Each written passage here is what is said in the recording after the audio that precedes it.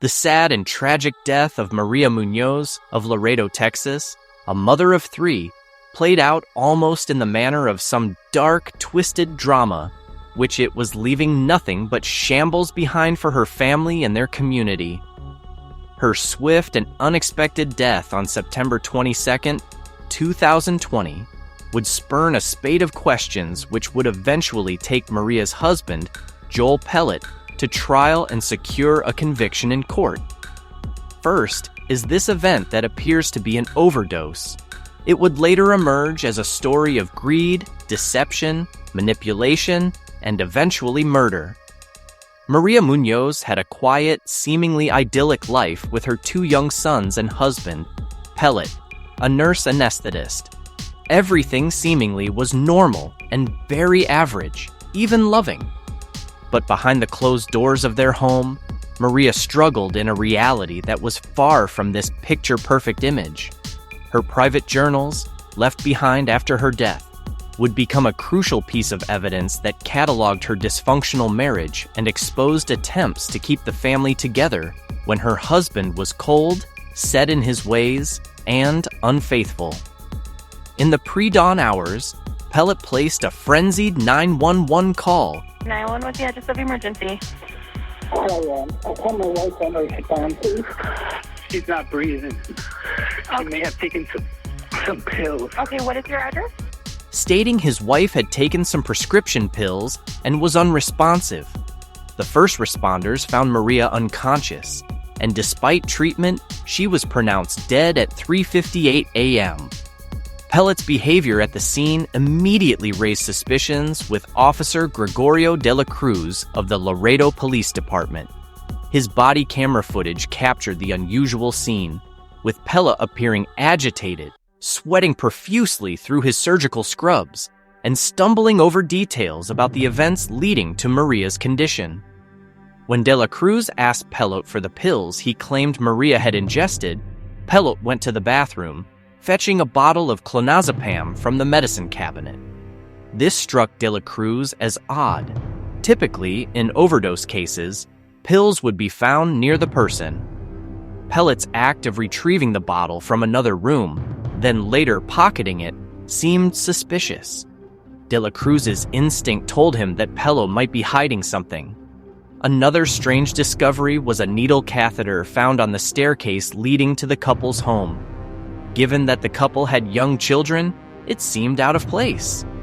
As the investigation progressed, authorities also found syringes, a needle, and other IV equipment inside a medical bag at the scene. Items usually found in hospital settings, not in a family home. Pellot's profession as a nurse anesthetist might have explained their presence, but their placement raised further doubts about his story. The following police interview with Pellot became another critical moment in the investigation. He told Sergeant Luis Mata that he no longer lived at the house, claiming he had been staying with his girlfriend and had only stopped by to discuss his marriage with Maria. He said that after their conversation, Maria took clonazepam pills. Pellot also admitted the medical supplies found in the home were his, and he was taking steroids at the time. His erratic behavior, crying, screaming, and pushing furniture around, was captured on camera, painting a picture of a man in distress, or perhaps one attempting to stage a performance. But despite his claims, something didn't add up. Pellot couldn't explain the fresh red mark on Maria's right arm, specifically in the elbow crease, which hinted at an injection site.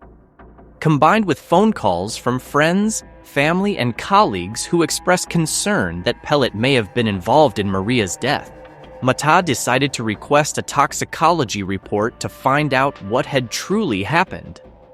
Months later, in January 2021, the toxicology report delivered a shocking revelation. There was no trace of clonazepam in Maria's system.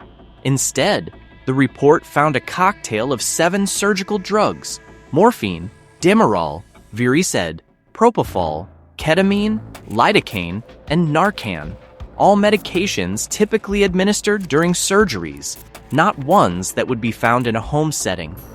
The presence of these drugs pointed to something far more sinister. They were substances Pellot had access to through his job, and the dosage levels suggested Maria had been administered them deliberately. The more the investigators dug, the clearer the picture became. Maria's journals painted a story of a woman who loved her husband deeply, but had been devastated by his infidelity. She described her longing to repair their relationship, even as she came to accept that he might want to be with someone else. She was determined to keep her family intact, despite the emotional pain she endured. These entries humanized Maria in the courtroom, making her story more than just a case number. One key piece of evidence came from a secret recording on Maria's cell phone. In the video, Maria's voice was soft but resolute as she pleaded with Pellot to discuss their marriage. His disinterest and cold responses underscored the tensions that had grown between them. The recording captured the heartbreaking reality that Maria faced. A woman trying to save her marriage while her husband seemed checked out, emotionally detached, and focused elsewhere. The night before her death, Maria confided in her friend Yasmin Martinez, telling her about the planned heart-to-heart conversation she was going to have with Pellot. Martinez recalled Maria's request for prayers, but she believed Maria had no idea her husband might be capable of harming her. All she wanted was an honest conversation, a chance to fix things. But that chance never came.